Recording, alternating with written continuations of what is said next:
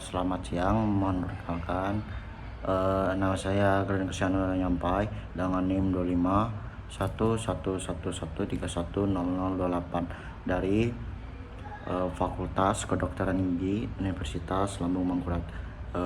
Pada kesempatan saat ini saya akan membahas sistem uraniria atau urofoetika. Oke. Jadi definisinya ialah yang pertama, sistem urofoetika adalah sistem tubuh yang bertugas mengolah darah menjadi urin dan mengeluarkan dari tubuh. Dan sistem ini memastikan zat sisa metabolisme tidak menumpuk dan menjaga kestabilitas cairan tubuh. Sistem uropoetika berfungsi menyaring darah untuk membuang zat sisa metabolisme dan menghasilkan urin. Sistem ini juga menjaga keseimbangan air, elektrolit, dan pH tubuh, serta membantu mengatur tekanan darah dan membuang racun melalui proses pengeluaran urin. Oke, next. Organ-organ pada sistem urinaria yang pertama adalah ginjal, atau ada dua organ yang di kanan dan kiri, paling kanan dan kiri. Setelah itu adalah ureter, setelah itu adalah kandung kemih atau vesika urinaria, dan yang terakhir adalah uretra. Oke, kita masuk untuk pembahasannya. Nah, ginjal. Kita masuk ke ginjal. Ginjal adalah sepasang organ ekskresi yang berfungsi menyaring darah untuk memisahkan zat sisa metabolisme, kelebihan cairan, dan membentuk urin. Ginjal berfungsi menyaring darah untuk membuang zat sisa dan membentuk urin. Selain itu, ginjal menjaga keseimbangan cairan, elektrolit, dan pH tubuh, serta membantu mengatur tekanan darah melalui pengaturan cairan dan hormon yang dihasilkan. Oke, next. Nah, bagian-bagian ginjal yang pertama adalah kapsula ginjal atau lapisan pelindung paling luar yang menyelimuti ginjal dan membentuk dan menjaga bentuk serta kekuatannya. Yang kedua adalah korteks ginjal, area ginjal terluar di bawah kapsula tempat banyak nefron berada dan proses penyaringan darah dimulai. Yang ketiga adalah medula ginjal, lapisan bagian dalam yang tersusun dan dari jaringan berbentuk kerucut yang disebut piramid ginjal. Yang selanjutnya adalah piramid medula, struktur terbentuk segitiga yang berfungsi menyalurkan filtrat menuju bagian pengumpul urin. Yang selanjutnya adalah papilla renalis, ujung piramid ginjal tempat urin keluar menuju calyx. Yang selanjutnya adalah calyx minor, ruang kecil yang menampung urin dari papilla. Selanjutnya adalah calyx mayor, gabungan beberapa calyx minor yang membuat urin ke pelvis renalis. Selanjutnya adalah pelvis renalis. Pelvis renalis adalah rongga besar seperti corong sebagai tempat transit urin sebelum masuk ke ureter. Selanjutnya adalah nefron. Nefron adalah unit kerja ginjal yang menyaring darah dan membentuk urin, terdiri dari glomerulus dan tubulus. Oke, untuk selanjutnya. Nah, untuk selanjutnya ialah ureter. Ureter adalah sepasang saluran tabung yang membawa urin ke ginjal, yang membawa urin dari ginjal ke kandung kemih. Jadi dari urin ke ginjal itu adalah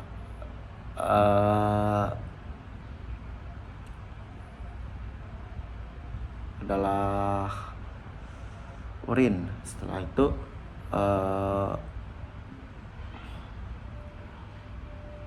saluran ini memiliki dinding yang berotot yang menghasilkan gerakan peristaltik sehingga urin dapat mengalir dengan teratur menuju kandung kemih sebelum akhirnya dikeluarkan dari tubuh. Ureter juga berfungsi mengalirkan urin dari ginjal menuju kandung kemih melalui gerakan peristaltik. Oke. Untuk selanjutnya,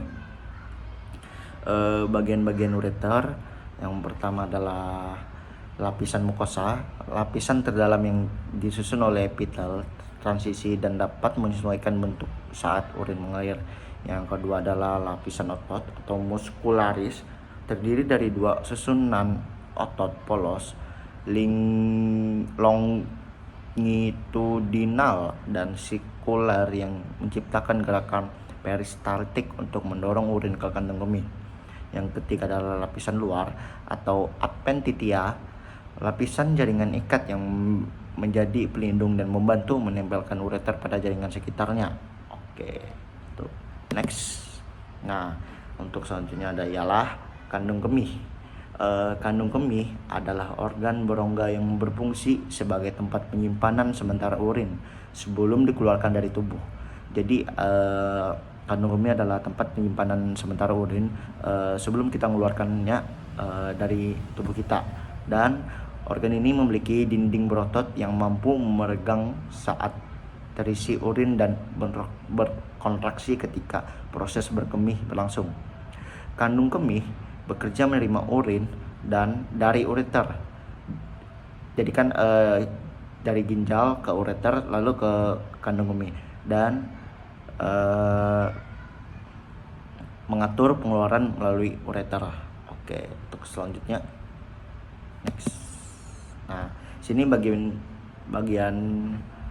vesika urinaria atau kandung kemih. Yang pertama adalah mukosa. Mukosa merupakan lapisan terdalam kandung kemih yang dilapisi oleh epitel transisional dan membentuk lipatan atau rugae ketika kandung kemih dan kemih dalam keadaan kosong.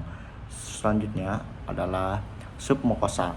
Itu adalah lapisan tipis jaringan ikat di bawah mukosa yang berfungsi menopang seluruh pembuluh darah dan saraf. Yang ketiga adalah otot detrusor atau lapisan otot polos yang tebal, berperan dalam kontraksi saat proses buang air kecil.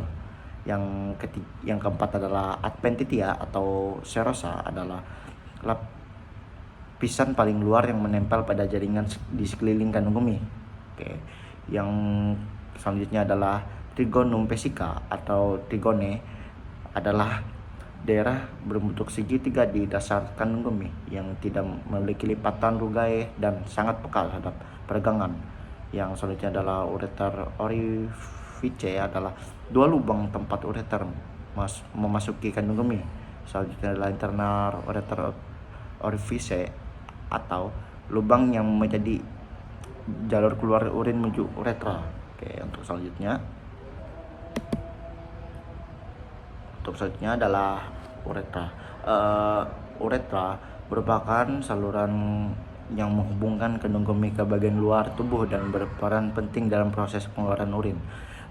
Saluran ini memastikan urin dapat dikeluarkan secara terkontrol melalui otot sphincter yang mengatur kapan urin dilepaskan.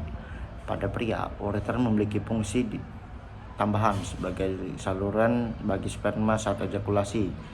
Dengan demikian, uretra berperan penting baik dalam sistem kemih maupun dalam sistem reproduksi pada pria, serta menjaga keseimbangan dan kontrol proses pengeluaran cairan tubuh. Oke, untuk next, bagian-bagian uretra. Yang pertama adalah uretra prostatik, bagian yang melewati prostat, tempat keluarnya kelenjar prostat. Yang kedua adalah uretra membrana, bagian pendek yang melewati otot sphincter uretra, berperan dalam kontrol keluarnya urin. Yang ketiga adalah uretra spongiosa atau penil, bagian terpanjang serta melewati penis, juga menjadi saluran keluarnya sperma saat ejakulasi. Uretra pria memiliki panjang 18-20 cm dan dibagi menjadi beberapa bagian seperti yang saya sebutkan tadi.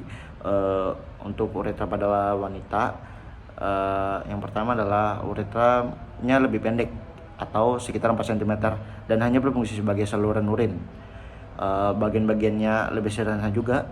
Yang pertama ada uretra proksimal, yaitu bagian dekat kandung kemih. Yang kedua adalah uretra distal, bagian yang terbuka di pulpa untuk keluarnya urin. Jadi bagian uretra pada wanita itu lebih sederhana, yaitu cuma 2 dibandingkan uretra pada pria yang ada 3 dan lebih panjang juga, 18 hingga 20 cm. Next. Nah, kita masuk ke kesimpulan. Untuk kesimpulan adalah sistem urinaria merupakan rangkaian organ yang berperan dalam reproduksi, penyimpanan, dan pengeluaran urin, serta menjaga keseimbangan cairan dan elektrolit dalam tubuh. Sistem ini terdiri dari ginjal, uretra, kandung kemih, dan uretra yang bekerja secara terkoordinasi untuk menyaring darah, membuang zat sisa metabolisme, serta mengontrol tekanan darah dan pH tubuh. Fungsi utama sistem urinaria tidak hanya mengeluarkan urin, tetapi juga mendukung homeostasis tubuh secara keseluruhan. Oke, next. Kita masuk ke penutup. Terima kasih telah menonton video dari awal hingga akhir. Semoga video ini dapat berguna bagi penonton sekalian dan video ini dapat menjadi ilmu yang tertanam pada penonton sekalian. Sekian dari saya Gering Sanuela nyampai cabut undur diri. Terima kasih.